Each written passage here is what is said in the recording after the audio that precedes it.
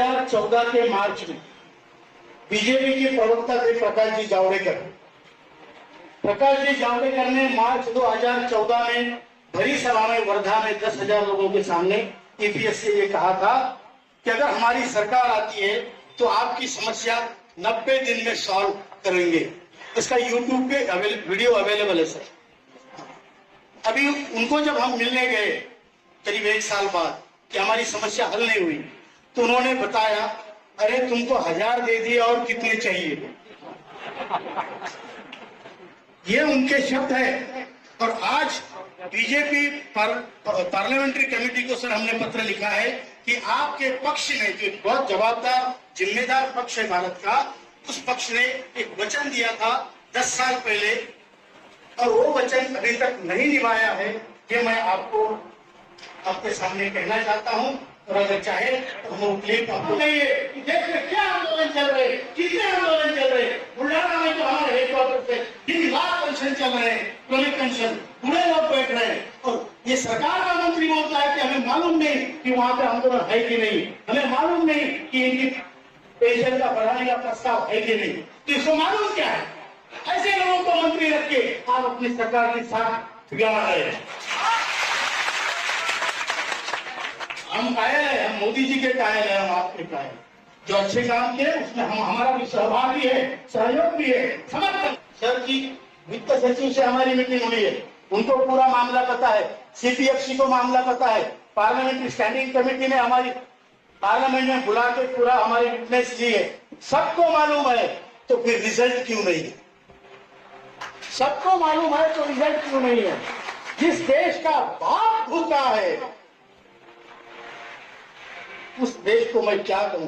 बुरा भी कहूं तो मेरा ही है, अच्छा ही कहूं तो भी मेरा है।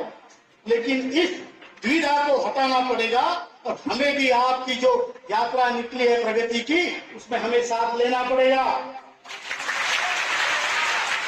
हमें भी साथ लेना पड़ेगा क्योंकि ये देश मेरा है, मेरे बाप का भी था, उसने भी काम करके खपा है इसमें, हम भी काम करके खपे हैं इसमें। और इसकी कदर आपको लेनी पड़ेगी, आपके सरकार को लेनी पड़ेगी। हम ऐसे नहीं मरने वाले, न्याय लेके मरेंगे। मंजूर है? न्याय लेके मरेंगे। आपको मैं ज्यादा समय नहीं दूंगा, मैं जानता हूं आपका समय बहुत कीमती है। सरकार की नई पेंशन योजना में सरकार का कॉन्ट्रीब्यूशन 14% है। मतलब मैं 100 रुपए भरता हूं तो सरकार 14 रुपए डालती है। श्रमयोगी मानधन योजना में सरकार का कॉन्ट्रीब्यूशन 100% है। मैं 100 भरता हूं, सरकार 100 भरती है। और हमारे पेंशन योजना में सरकार का कॉन्ट्रीब्यूशन 0 है। कितना? 1.16 देते हैं जो एडमिनिस्ट्रेटिव खर्चे के लिए आईएएस अधिकारियों, ब्यूरोक्रेटियों को पेंशन के मामले में ट्रेनिंग देने के लिए अमेरिका में 3-3 महीने भेजते हैं। अपने सरकार तक पहुंचाइए। आप बीजेपी के महामंत्री भी है और आप एक सांसद भी है, आपने हमारा समस्या वहां पर बताई भी है।